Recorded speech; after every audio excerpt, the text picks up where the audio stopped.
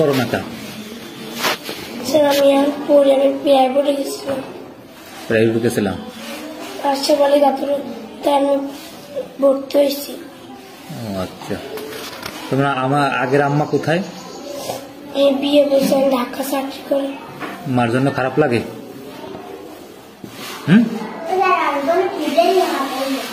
ওকে কষ্ট লাগে? তোমাকে ফোন দেয় মা?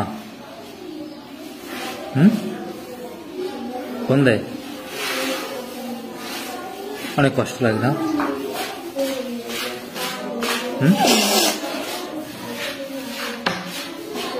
খুব কষ্ট হয় নাকি?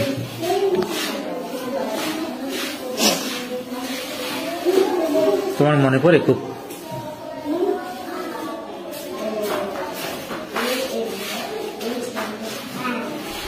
আমি বুঝতে পারছি তুমি বাসায় বসে পড়ো না, ঠিক আছে?